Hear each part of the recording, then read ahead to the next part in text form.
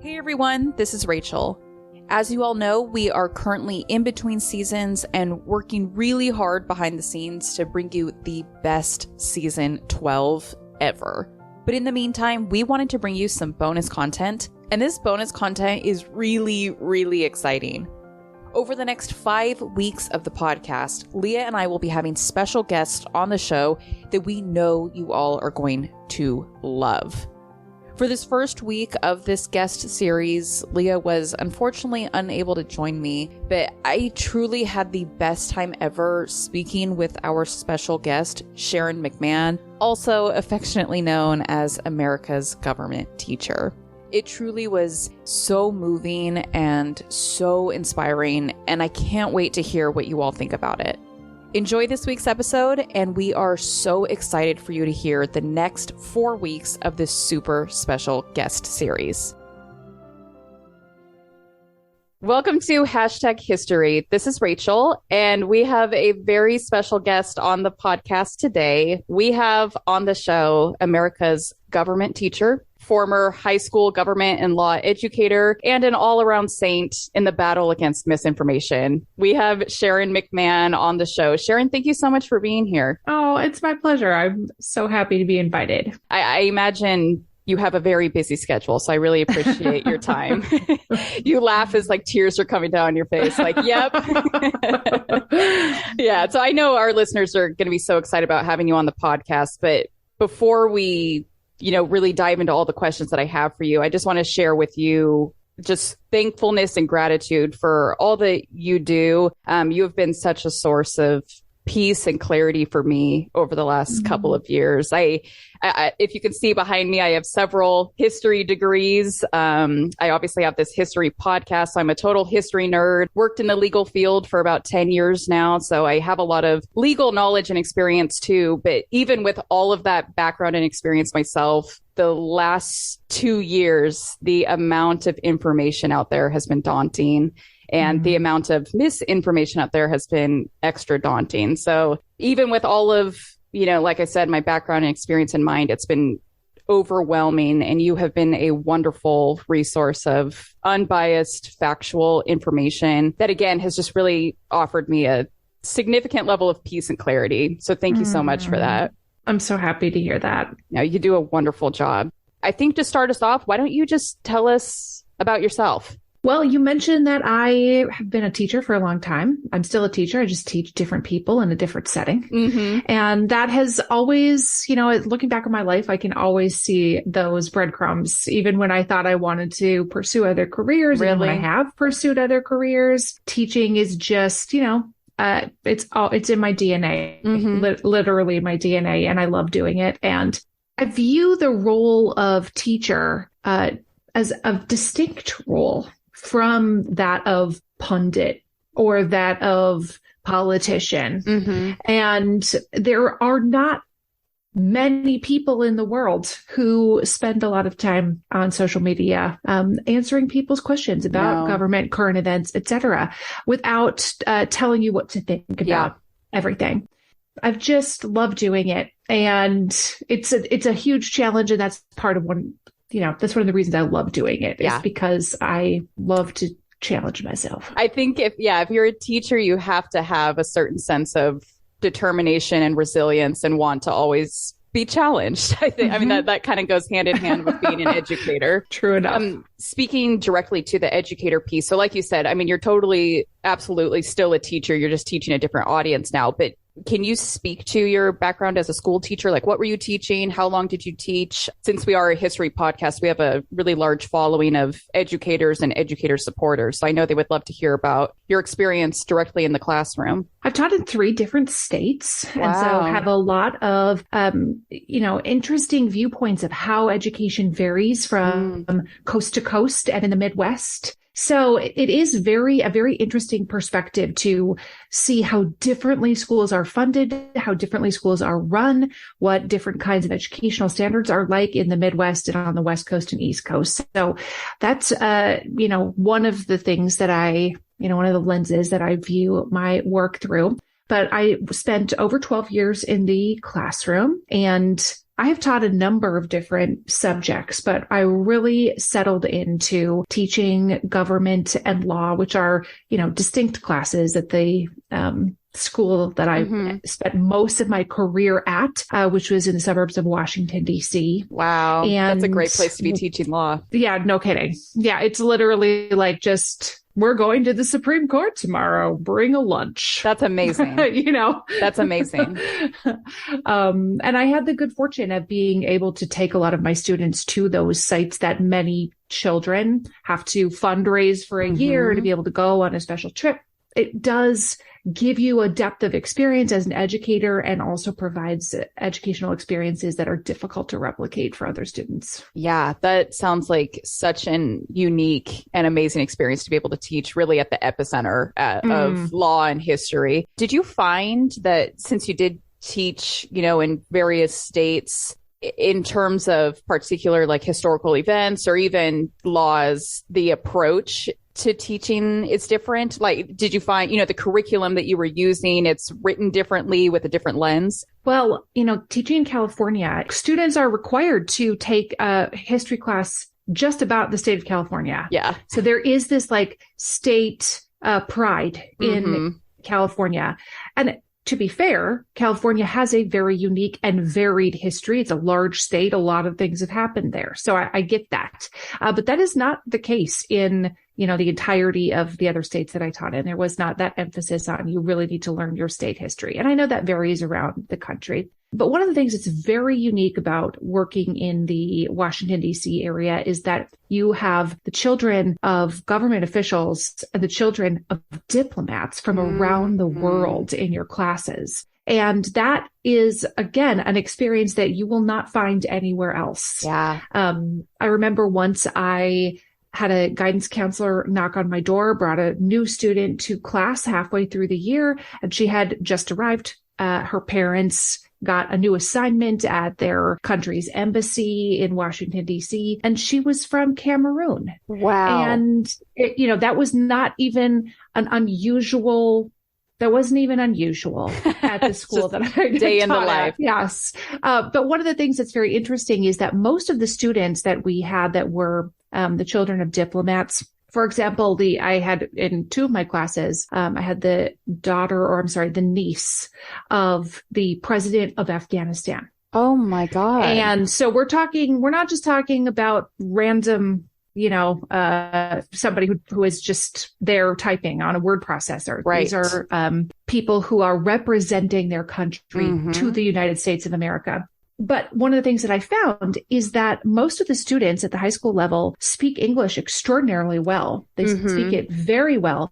But U.S. government and history, particularly government, has so much vocabulary that you would never learn in a conversational English class anywhere else in the world. How would you learn the word filibuster? Oh my God. Yeah. I'm still learning what that word means, and I'm a native English speaker. So how would you learn how would you learn what the preamble is? Right. How totally. would you know these things? Yeah, you're absolutely right. That would, I imagine, never come up in a English 101 course. Never. Even fluent English speakers. Yeah. That it's such a niche vocabulary that you don't even realize how niche the vocabulary is until you really interact with people who are not from here. Wow. That is such great perspective. I would have never, ever thought of that. That's amazing. And I really like that you touched on like California pride, because I had being from California and all my education in California, I had the assumption that most states had a required learn about your state course. Cause I know like Texas has a lot of they do pride too. So I just assumed isn't everywhere like California and Texas? No. And so, to be fair, some states do require it, but that was not my experience in the other states that I worked in. God, that is such great perspective. So shifting now to the classroom that you teach in, aka social media, TV shows, websites. Can you speak to your like social media following? How did all that happen? Because I believe it's probably 2020 when I found you. I believe it was right around COVID and elections was when I started following you. How did all of that happen?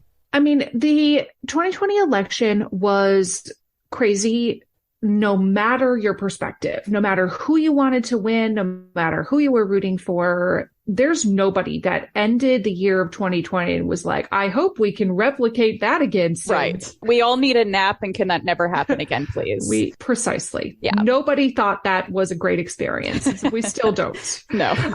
We're still recovering. Yes. Couple the pandemic with all of everything that was happening politically. And it was, my husband and my husband has a PhD in political science. And so there are probably not that many couples that are as sort of plugged in and interested and engaged as the two of us. And even we were like, I am exhausted. Oh, yeah. And if we are exhausted and we have made careers of doing this, still feel passionately about it, we're exhausted. The average American was exhausted 11 months ago. Right. I just have so much compassion for how exhausting this is for somebody who it's exhausting when you have the level of knowledge and understanding that we have. Mm-hmm. And then when you are trying to get up to speed plus feel all the emotions. Right. It was a lot. So I started noticing a significant amount of misinformation on social media, as I'm sure you are familiar with. Yeah, I'm not aware. People put information out there without fact checking it. That's not how that's supposed to work. No. I've never seen that before. I've never seen anything wrong. This is a very new concept to me. Please explain. Everything on the internet is real. Yeah, that's what I heard. Yep, I heard that. So I remember I was looking on one of my friends, my friend had a post on her Facebook, and somebody in her comments very, very confidently said a bunch of things in response that were just factually incorrect. Mm-hmm. And I remember very vividly what it was. He was talking about how when all of the electors after the election meet at the Electoral College. Oh. They meet at the Electoral College. Okay. Where is that located again? Yeah, that's what I wanted to know. I was like, and to which place are you referring, sir? Please pin the GPS address. I would love that.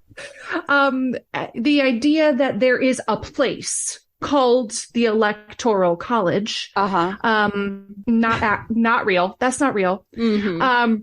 In fact, I developed this little sort of mantra in my mind that kind of made me chuckle, where I'd be like, that's not real. And I almost want to get like a button that I can press that says like a sound effect. That's not real. I think that's necessary.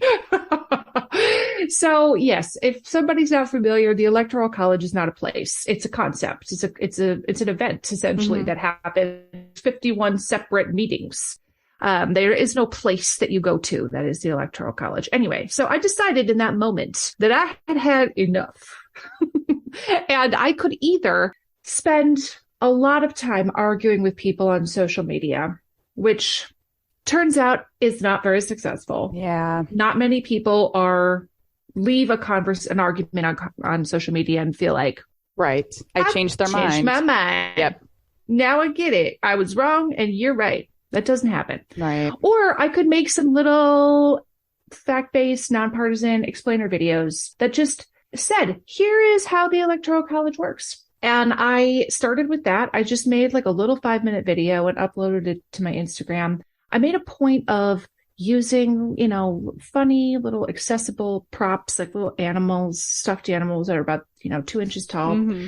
And I made a point of not using the actual candidates' names. Okay. Because what was going to happen is when I was giving you the scenario of here's how we'll determine who the winner of the Electoral College is, one of those two candidates was going to have to win. Yeah. Right. And if I use the real candidates' names, if I said that one person won, then half of the people were immediately going to turn out and be like, oh, she just wants to vote for them. Yeah. She wants us to vote for them. So in order to keep things more just sort of high level and not partisan, I just made up fake candidate names. I love it. And those videos that I started posting weekly just started gaining traction. That's the short version of the story. I think it goes without saying I mean, you kind of already touched on it yourself, but why do you think people were so desperately in need of what you had to offer in 2020 and certainly still very much still today? I think people are tired of being told what to think. And no matter what your beliefs are, you want the opportunity to think for yourself. That is a very deeply held American point of pride, is that we are independent thinkers. And, is everybody actually an independent thinker? No, of course not. But they want to believe that they are. Right. They want to believe that they have arrived at this conclusion independent of all outside influence, which, again, that's not real, but we want to believe that. Yeah. And the amount of partisan rhetoric that was present leading up to the election it was like your house was on fire and you were just trying to escape the flames. Yeah. That's how many people felt leading up to it. And so what I was hoping to do was help people understand the system a little bit better so that they didn't have to feel like their house was on fire 24/7. Something that you've said before, and correct me if I'm getting some of this phrasing wrong, but I've heard you say something along the lines of once people hear bias, they essentially already make up their minds and can't extract the facts from the bias. And so I think that goes directly to what you were just saying is, if you see something from a particular news source, you reject it, whether it's 100% factual or not, because of course that news source has a bias and you likewise have a bias. And so that has been something for me personally that's been so difficult the last few years is people get so into a narrow focus that, I will only read from these 3 news sources. I will not deviate from those. And so by default, if X news source that I do not follow says one thing, I don't believe any of it.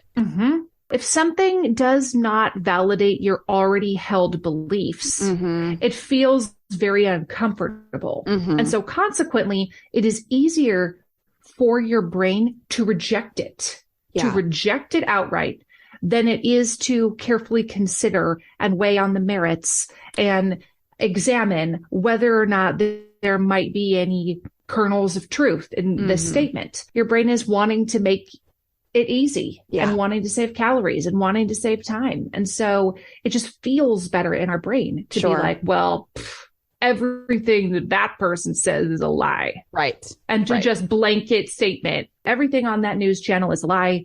Everything on that news channel is a lie. It's just much easier. It's a time saver, calorie saver for our brain.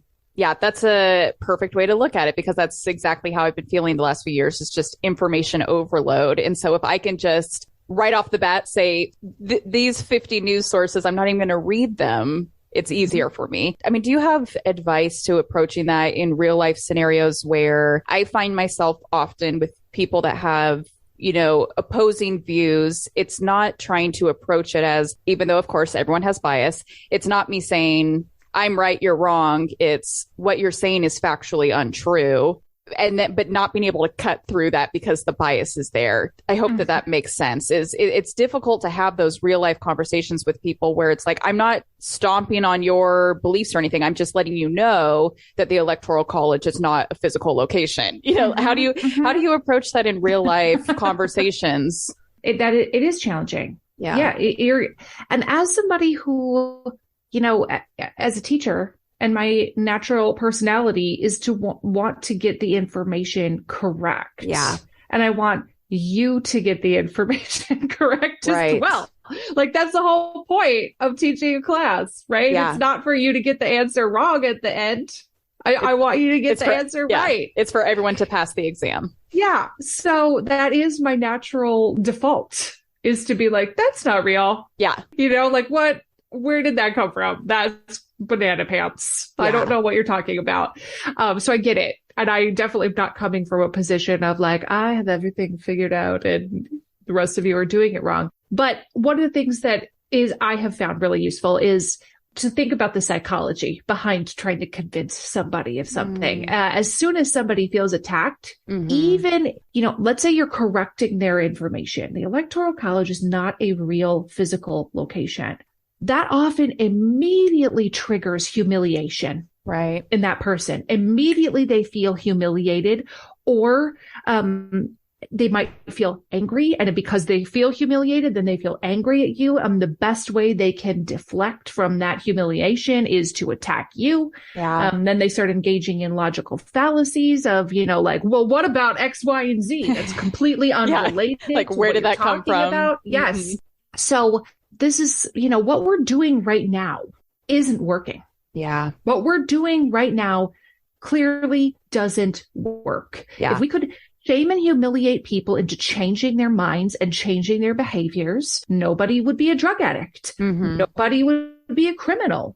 Nobody would have lung cancer from smoking. If we could just shame and humiliate people into changing their minds and changing their behaviors, the world would be a very different place, but we can't. Yeah. And so looking at it from that lens of, my goal is not to talk to people necessarily who already agree with me. If you are a watcher of CNN or you're a watcher of Fox or MSNBC, whatever news channel somebody likes to watch, they're talking to the people who already agree with them. Yeah. And so there isn't that level of convincing that's required. Their audience has already self-selected to say, I like what I'm hearing here, and so I'm going to keep watching this. But the role of teacher is different than that. I'm not there to preach to the choir. I'm not there to validate your already held beliefs. It's really difficult to change something that you don't understand.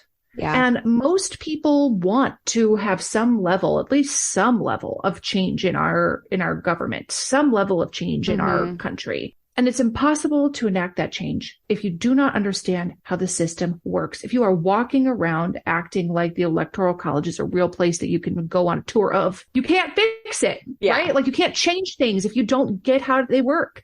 So to me, understanding the psychology of why someone believes something is something that's been very useful to me. And I have to sort of suppress my natural desire to be like, that's not real. Yeah, that makes perfect sense, because there has been many a time where I've seen a social media post and my fingers are ready to start typing away. And it goes to exactly what you just said, is I'm not changing anyone's mind over Facebook. What's better for me is just to get off Facebook entirely instead, or, just hope for the best for that person and just keep putting out what I know to be true and factual. Right. That's right. The best inoculation against misinformation is the truth. It's the truth. And we can either go door to door telling people they're stupid, or we can arm them with the truth and they can repel the intruders on their own. Right. They can make the decision. So that's right. And so that's what I am. I'm not saying that my approach is the only approach. I can understand why other approaches have proved useful in certain circumstances, but that is my viewpoint. That's how I run my account. Is the best thing I can do for you is help you understand the truth so that you then are immune to the misinformation. Yeah. I really appreciate that about your social media. And what I like too is, not only are you coming from an informative place, but also an entertaining and engaging place, which I think is half the battle, right? Like, obviously, number one is to have accurate, truthful information, but very close secondary to that is to be engaging and entertaining, because you can't pull people in the first place. Who cares if you have all your dates and facts correct? Right. I've really loved that you have a podcast now, which is really super exciting. Congratulations about that. It's been like a year or so now, I believe, that you've had the podcast. And I remember seeing a post the day one of the podcast being live. And it was something about how many downloads you had gotten on that first day. Do you recall what that number was? I don't know the exact number of downloads on the first day, but I do remember that it debuted at number one on all of Apple. And, That's amazing that I was just before any episodes even released.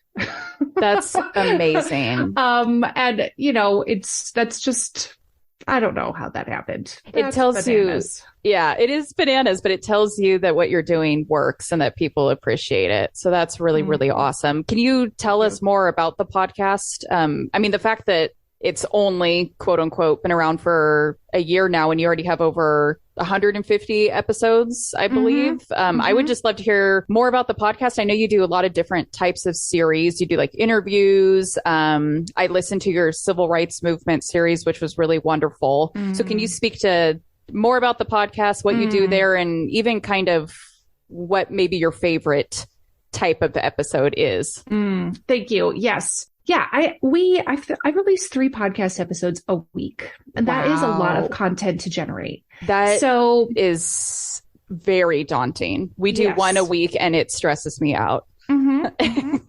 Yeah, there are some podcasts out there like, The Daily, where you're releasing an episode every day, but they have a huge team of people that work on those shows, So I have a team as well. It's not just me, but it's still a tremendous amount of effort to release 3 quality episodes every week. So we do a variety of different series of episodes. You referenced a series that we just wrapped up that has been one of our most popular series ever, called Momentum. And it is about the foundations of the civil rights movement in the 1950s. So many of the big events were in the 1960s, the March on Washington and all of the sit-ins and Freedom Summer, all of these things that happened in the 1960s are the ones that get all of the spotlight. But without all of this foundational work, without the people who were willing to create that incremental change to help develop that momentum, we would not have had the ability to pick up the speed that we did in the 1960s. Yeah, I love that. And so that to me is just that series holds a really special place in my heart. And we also do a lot of really fun interviews, like politicians, authors. Tomorrow I'm interviewing Andrew Yang, who is the founder of a third party in the United States. Oh, okay. Yeah. To hear his perspective on his new political party called the Forward Party. Yes, I've heard. Yes. What does he view as his role in American politics? So I'm always interested to learn more from other people too. So I love to have guests on my show. That's awesome. Going back to the Momentum series, what inspired that? Because I know, with all of our episodes, we'll focus on a particular event or incident in history or a particular person. And it feels like 50% of our episode is the background and the context leading up to that event. And then the last 50% is actually talking about the event because, like you already said, you have to have built up to the moment for the moment to be, this big thing. And so was there, like a particular pre-civil rights movement event that inspired you, or it was something else in history that really triggered that momentum importance? What was it that, because I've never, like you said, I've never really seen anyone focus on the 1950s in terms of the civil rights movement. It's always the 60s. I think really one of the catalysts of that show, that series for me, was Rosa Parks. And Rosa, of course, is on all the t-shirts. She's on all the posters. And, and rightfully so in many ways. She was willing to have her name go down in history. Yeah. But what you don't know about Rosa Parks is that she was a rape investigator for the NAACP. Have you read this book? Yeah. Yep. Yes, I have that. Yep. I love that book. At the Dark End of the Street by Danielle McGuire is a fantastic book. If anybody is like, what are the hidden histories, especially about women in the civil rights movement? It's a fantastic book. And also the knowledge that Rosa was not the first. No. She was not the first. There were many, many people that went before her, specifically women who refused to give up their seats on buses. And their names are not attached to the movement in the same way that hers is. But the Montgomery bus boycott is very, very interesting to me, in part because of the incredible amount of collective sustained effort it required to do something wildly. It was just inconvenient. That's the word I was going to use. Inconvenient. Inconvenient. Yes. like if somebody said, well, listen, you can no longer Amazon Prime anything, and you will only be able to purchase things at a very small convenience store 25 miles from your house. Yeah, that's not going to work for me. That's wildly inconvenient. Yeah. And you would be likely unwilling to do that. Mm-hmm. But the idea that 50,000 people did something that was wildly inconvenient for an entire year. Right. That is I just love it so much. I love that too. It is mind blowing. And the thing that I love about history is that we are talking about real people with real feelings, real emotions, real thoughts, and putting yourself in their shoes is just a really unique experience. Do you have a favorite time period in American history that you like to learn about, consume, and or that you like to teach?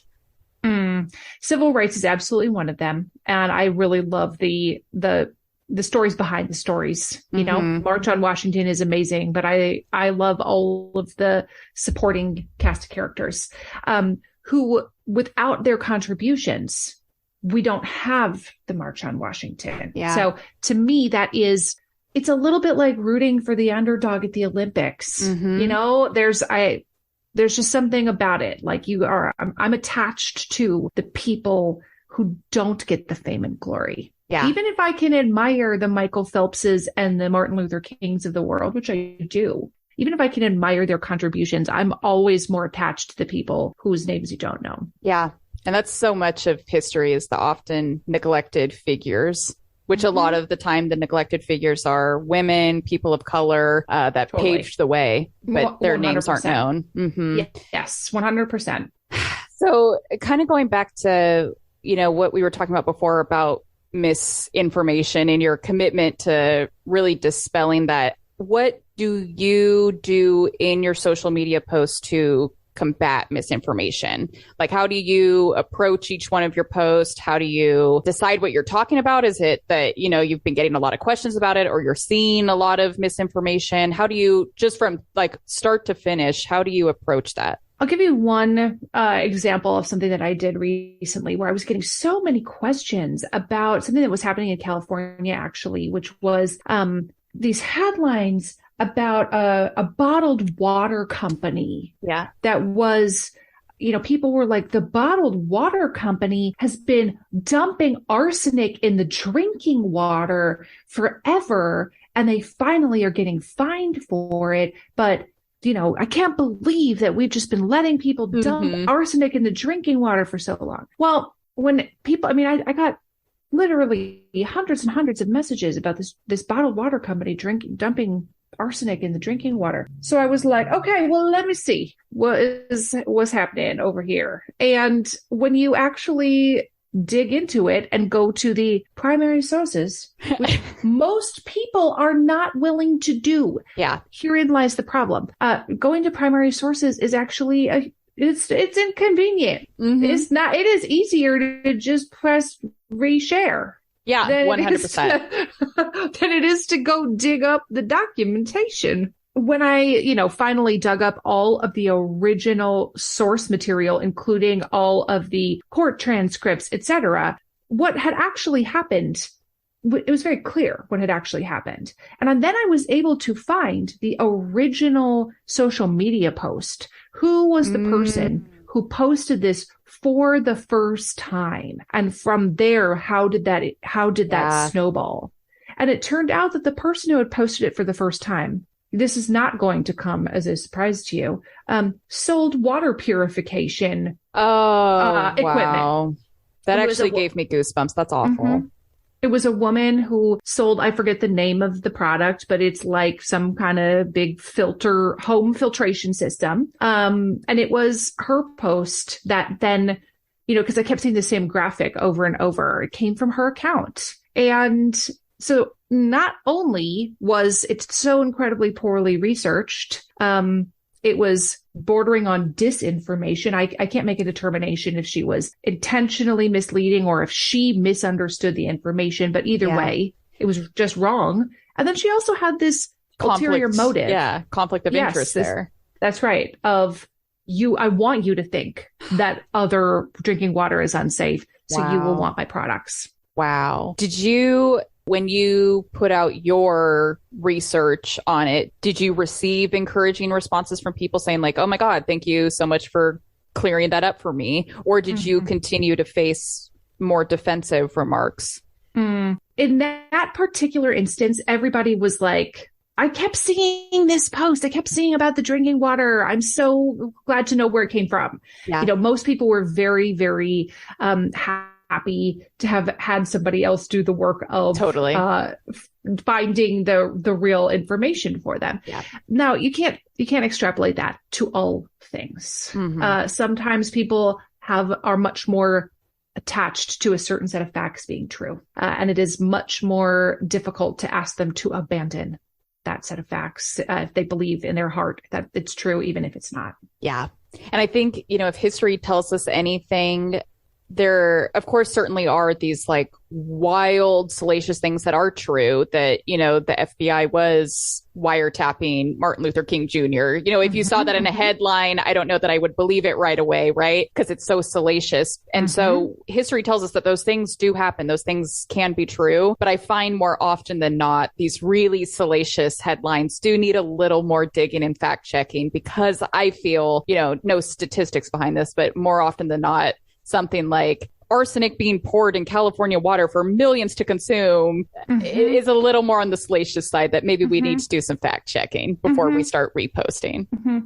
And also, if somebody actually had the data to back up the fact that arsenic was being poured in California drinking water, why wouldn't you have posted that? Yeah. Like, where's your evidence? You're making the claim. Where's your evidence that this actually happened? I'm supposed to just believe a little square on Instagram? I do naturally tend to be skeptical based on life experience. But if there's no documentation to back up what you're saying, the default should be skepticism in my mind. I was trying before this interview, I was trying to find a post that you had made. I believe it was around the election time that I really, really loved. And it just said something along the lines of, let's collectively commit to fact checking. Let's commit to not believing everything that we see. Let's commit to dispelling misinformation. And I wish that was just like the one message I could share with everyone is, it's actually a really admirable trait to look at a headline and not believe it right off the bat. Not believe it right off the bat, but to do a little fact checking, to approach it with, is there any bias or conflict of interest here? I wish people would just take a couple more pauses, do a little bit of research before reposting.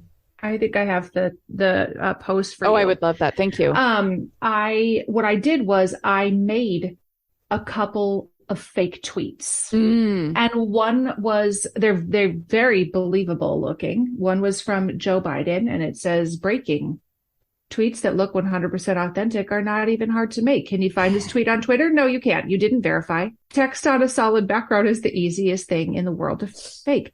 Misinformation is a threat to democracy and national security. And then on the next slide, I had a post by Donald Trump, a tweet that said, this is a fake tweet made by Sharon to see how long it took her to make.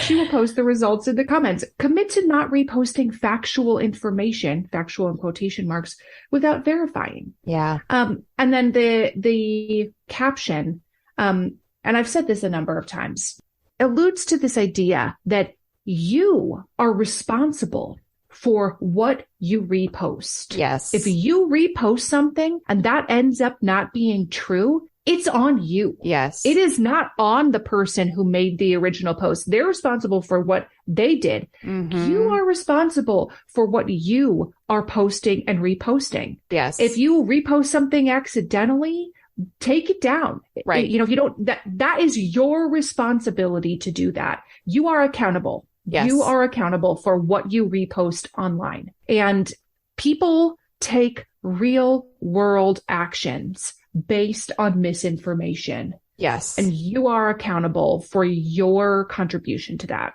Yeah. I love that that's something that you're really firm about, because there are, there's so many ways with how you have to approach things when you're discussing, political topics. You don't want to come across as, biased or anything like that. But I love that there are a handful of topics that you are always steadfast in, like wrong is wrong. Racism is wrong. Brutality, violence is wrong. Misinformation is wrong, and don't perpetuate it. Don't be responsible for adding to the problem. I really appreciate that. Mm. So you do obviously a lot of education through social media, but you also have workshops that you do. What are those workshops? How often do you do them? What do people get from those workshops? Well, I do a few different things. Mm-hmm. One is I have a private group and book club, and so people can join that. And within that private group and book club, we have lots of private discussions, and we also have workshops. I do open workshops to the general public. If people are not in the group, you can still access them if you want to. And they take about an hour. They're held on Zoom, and I choose a topic. And we spend about an hour going through that topic. And we have a little bit of time to ask questions at the end. And, like every summer, I do a recap of everything that the Supreme Court heard that term. So I just finished up, the first half of the Supreme Court 2021-2022 term. And later this month, I'll do the second half of that workshop. And I really try to hit on the highlights of cases that have a broader public interest, that are things about like criminal justice, constitutional rights, and a little less on the more technical, is filing this form in the wrong way? Does that mean that you can't get your Medicare money? Not that those are not important, but I try to keep it at a level that, I want to know about these things. As an American, it's important for me to know about these things. So I enjoy teaching them. It's fun. It's also fun for other people to be in the audience with like-minded individuals. Totally. Where you don't feel like this is a bunch of militia members. Yeah.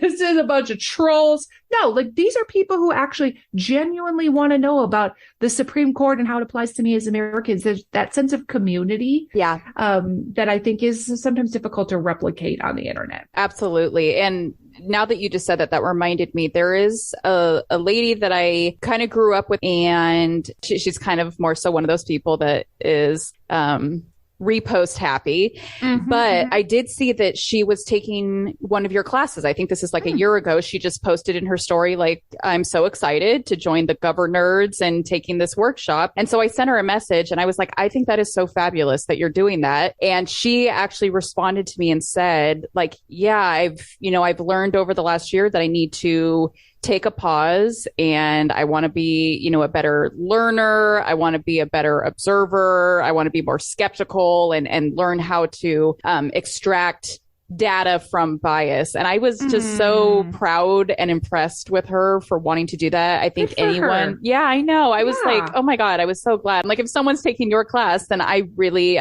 appreciate that about someone, that they're a lifelong learner and want to do good for society. I think that's indicative of that. So that is one of my experiences from hearing of someone that took your class. Have you seen a positive return on your teachings, both in your classes and on social media? Do you feel that social media America is getting better at determining misinformation? Well, certainly some people are, like I can't speak for all of the Russian bots, but some people definitely are. And there is, I sometimes just for fun will visit, a news site's Instagram account. And I will read through the comments. And that's a dangerous place to be. It's so dangerous. I have to be in the right headspace to do it. Yes. Where I have to be like, I'm not emotionally invested in what people are commenting. Yeah. Like I can just read them and be like, okay, and just keep going. You have to turn off the reply function on your phone. Yeah, that's right. That's right.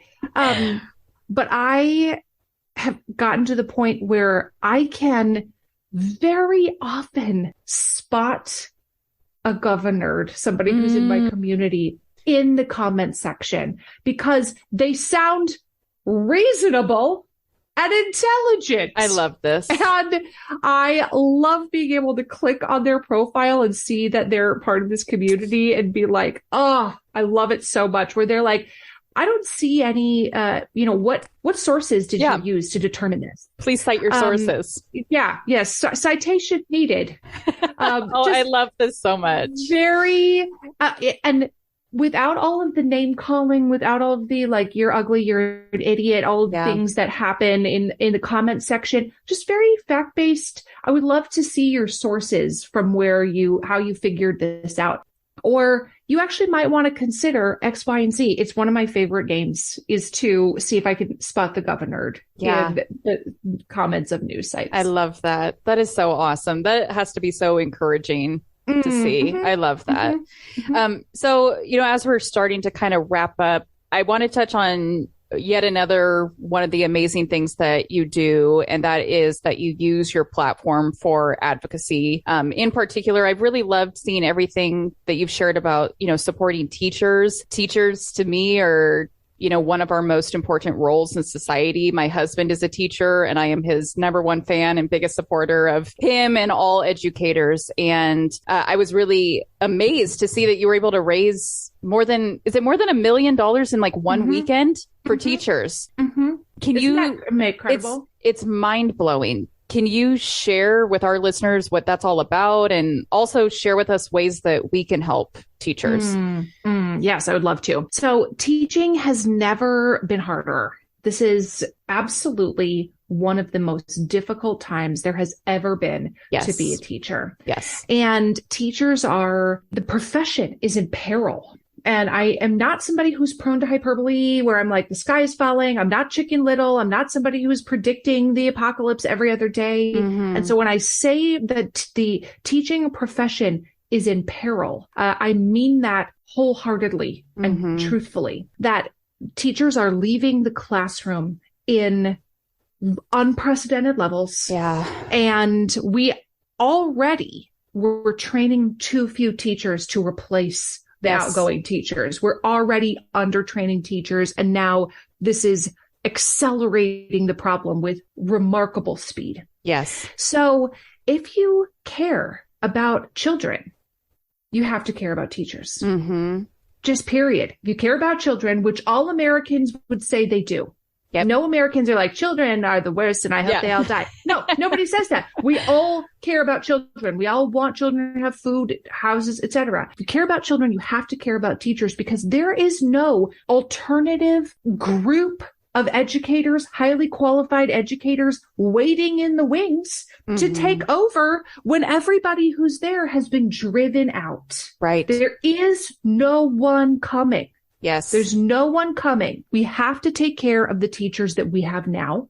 And we have to create the conditions under which bright, resourceful, engaging new people will want to enter the profession. Right now, neither of those things are happening. No. And to give a personal example, Justin, my husband, they started back on Monday. So 2 days ago from the time or 3 days ago from the time we're recording this episode, and his had 13 vacancies, and they started back to school 3 days ago. 13 vacancies that they didn't fill before the session started. So if that speaks to the alarming exodus that we're having of teachers because they're not that they don't feel, it's not feelings, it's factual. They're not being shown that they're valued and respected in their profession. And so they're leaving for more money, for less stress, and more respect.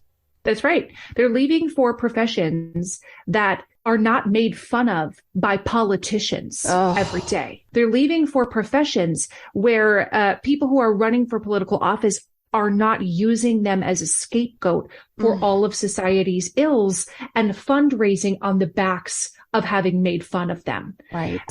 Nobody is like, construction workers are ruining America. Nobody says that. No. But that is the message that is being communicated to America about teachers by some politicians and some leaders. Yes. So teaching is already difficult. It's already stressful. It's already a low-paying job relative to the amount of education and experience that is required. All those things are already true under the best of circumstances. And then when you add in all of these other confounding factors, and so now here is the perpetual cycle that will happen. The other teachers in your husband's department are then going to be asked to pick up the slack for the missing teachers. Yep. They're then going to fill those positions. I can promise you this. They're going to fill those positions with underqualified people who are going to need a lot of support. And that support is going to come from the other teachers in the department. It's going to contribute to the burnout of the good people that are already there. Who will still get paid the same rate regardless. Precisely. There is no, unlike other professions where if you are doing extra work, you can get paid overtime, or you can pick up an extra shift, or I'll pick up an extra shift of mentoring after the school day. None of that is an option. And the understaffing then is contributing to the continual problem. It's going to make the problem even worse next year. Yep. So one weekend, last year, I decided that I wanted to give grants to teachers. You see this time of year, so many social media influencers, et cetera, posting Amazon wish lists for teachers. Where they are posting like, clear the list, which I think that's fantastic. I'm glad people do it. Teachers already spend on average over $700 of their own money for materials for their students. So I appreciate that. But there are a lot of things that teachers need that aren't on Amazon. There are a lot of things that teachers would like to be able to do with money, like go on a field trip with their students, that they can't because that's not on Amazon. That's not on a clear the list thing. Yeah. You know what I mean? There are a lot of ways that teachers could utilize just $500 to offset the cost of things that the school is unable or unwilling to pay for. So last year we gave out over $560,000 in teacher grants. And this year I was like, what if I just say what is in my mind, and what, if I fall short of this, then so be it. People are usually not afraid to fail. They're afraid of other people watching them fail. Oh, yeah. And so I just had to sort of bite the bullet and be like, if other people watch me fail, then I will still have helped at least some teachers. And I posted on Instagram that I really wanted to raise $1 million to give for teacher grants. And I thought there was potentially a chance, like I might be able to do it. But I probably won't do it if I don't say I want to do it. Yeah. But I did not think that it would happen in one weekend. I did not think in one weekend we would raise $1.1 million.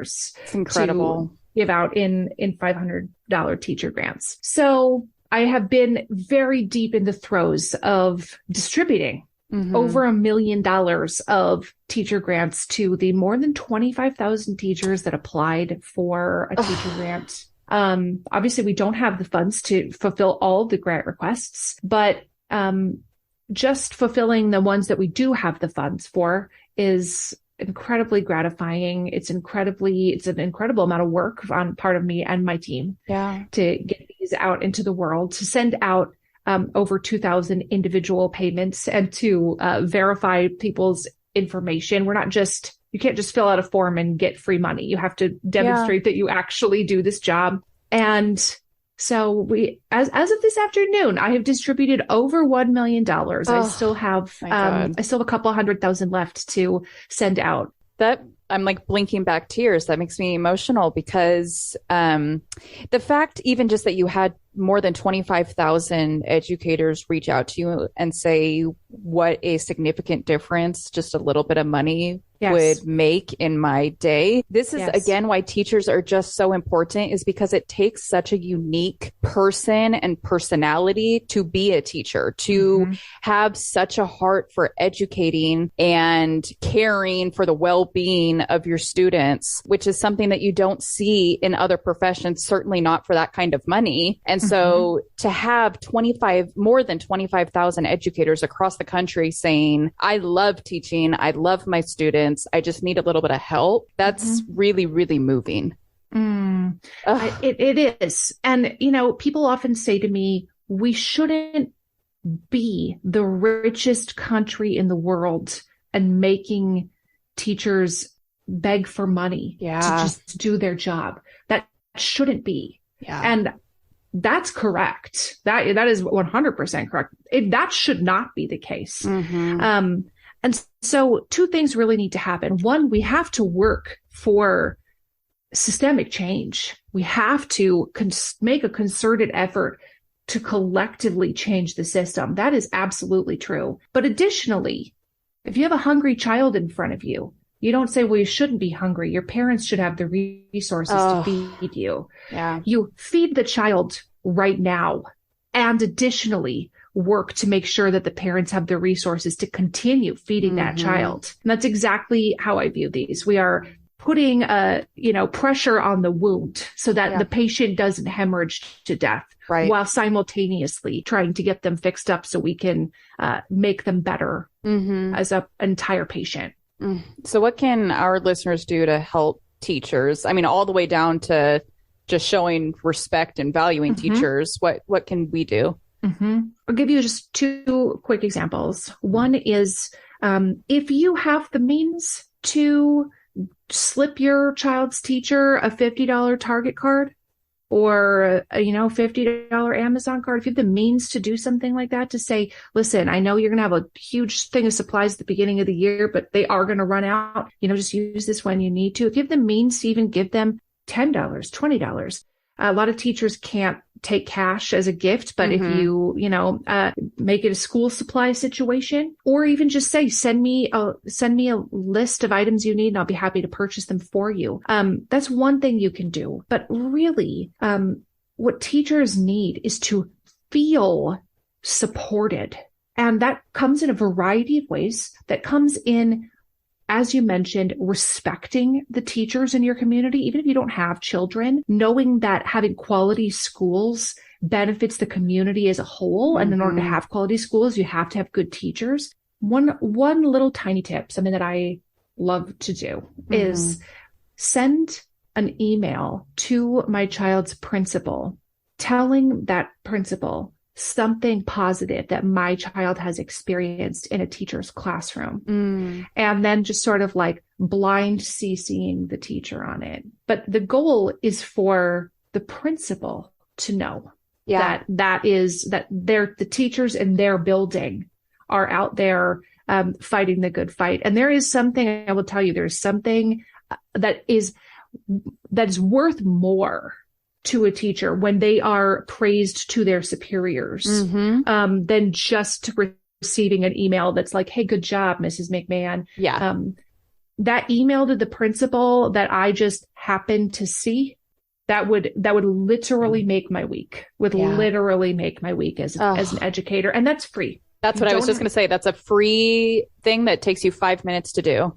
And don't worry that your email needs to be perfectly composed. It's not a resume. You can just be like, dear Mr. Roberts, my child's history teacher is phenomenal and they make lessons so engaging. He's learning things I never knew. I just wanted to let you know that I really am so glad he's in that teacher's class. Thanks for everything, so-and-so. It can literally be a 3-line email. It does not need to be War and Peace. Don't get intimidated by the fact that you're trying to email somebody in a position of power. It does not need to be fancy. I love that advice because it's free, it's simple, but like you said, it can literally make a teacher's week in what is most likely a rough week to begin with. So, I mean, in closing, Sharon, what can we expect next from you if you're able to share? Do you have any big projects or dreams or goals that you have for the future? Well, I will have a book coming out next year. Oh, that's so exciting. That's exciting. Yes. So it's a little ways in the distance, but that's also what I'm hard at work on behind the scenes. Oh, that's so exciting. Congratulations. I can't wait to see it.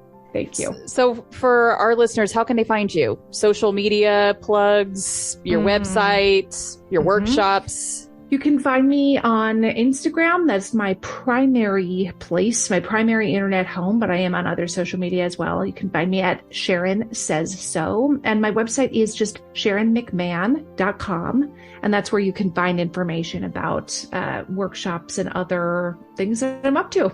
Awesome. Thank you so much for coming on the show, Sharon. It was so lovely having you. Truly a pleasure. Thank you.